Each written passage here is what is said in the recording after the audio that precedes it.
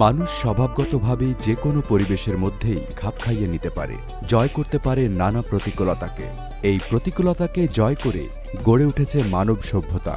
সামলে ওঠার এই অদম্য ইচ্ছাই জয় করবার শক্তি যোগায়। এই অদম্য ইচ্ছা থেকেই কোনো বিরান ভূমি হয়ে ওঠে মানব বসবাসযোগ্য এক সুন্দর ভুবন। এই প্রতিকূলতা নিয়েই বাংলাদেশের দক্ষিণ পূর্ব কোণে জেগে উঠেছে এক নতুন জমিন, এক নতুন স্বপ্ন, ভাসানচর।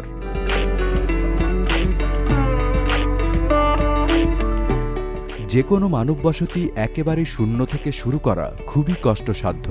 নজর রাখতে হবে কিভাবে গড়ে উঠবে এই মানব বসতি এবং চিন্তা করতে হবে এর ভবিষ্যৎ চিত্র। তারই সাথে তাল মিলিয়ে চলবে মানুষের চাহিদাগুলোর উত্তম সমাধান। তা আমাদের ফার্স্ট ফেজে আমরা যখন ইনিশিয়াল ডিজাইন করি, সেই ডিজাইনে আমরা প্রথমে সিলেক্ট করলাম যে আমরা 1 লক্ষ লোক ভাসানচরে দেব। ক্লাস্টারটা অনেকটা এল শেপের। এটারও একটা কারণ আছে যে আমাদের ফার্স্ট আমরা যখন আইল্যান্ডটা ইনভেস্টিগেট করি তাতে দেখলাম যে আইল্যান্ডটাকে অ্যাপ্রোচ করা যায় 3 দিক থেকে। একটা হচ্ছিল সি সাইড থেকে, আরেকটা হচ্ছিল একটা রিভার আছে ইনসাইডে, সেটার থেকে। যেহেতু এটা খুব তাড়াতাড়ি করতে হবে টাইম ফ্রেমে, সেই জন্য আমরা যেটা বললাম এটা আমরা ক্লাস্টার ফরমেশনে করব।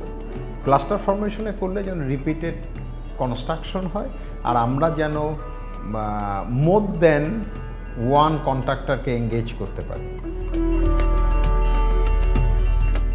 আমরা যখন ফার্স্ট আইল্যান্ডে ল্যান্ড করলাম মেজর ওয়ার্ক কাজ করার জন্য, সেটার জন্য সবচেয়ে বড় work is the embankment.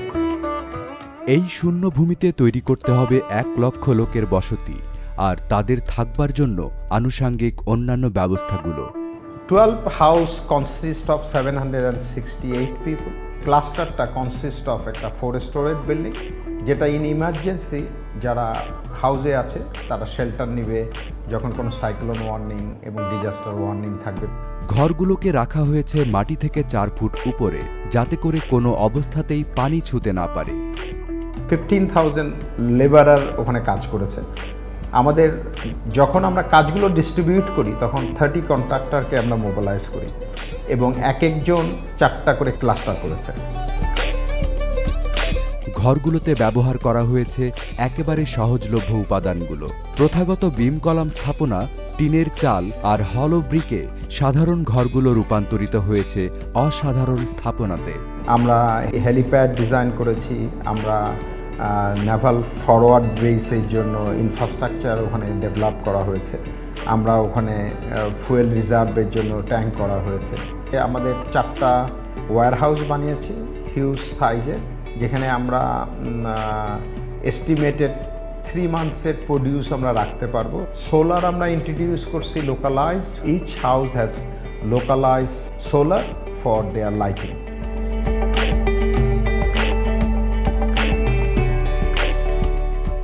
R 2 megawatt আমাদের ডিজি আছে, ডিজেল জেনারেটর আছে। সো আমরা 3 মেগাওয়াট নিয়ে কাজ করছি। যে কোনো মানুষের একটি স্বপ্ন হলো স্থায়ী নিবাস। এই স্বপ্নকে বাস্তবায়ন করতে হলে অনেক সমস্যার সম্মুখীন হতে হয়, আর লোকালয়বিহীন শূন্য বিরান ভূমিতে এক এলাহি কাণ্ড।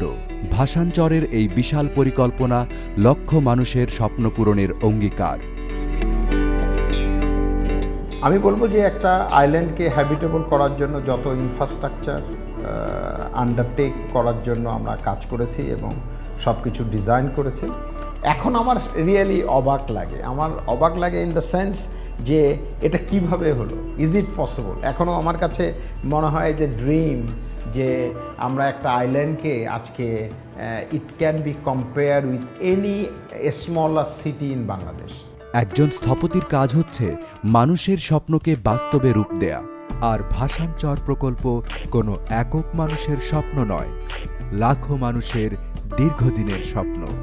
এটি শুধু একটি প্রকল্প নয়, বরং সামাজিক দায়বদ্ধতা থেকে মানুষের জন্য কিছু করার আপ্রাণ প্রচেষ্টা। ভাসানচরের এই বিশাল পরিকল্পনা রাষ্ট্রীয় স্বপ্নের বাস্তবায়ন।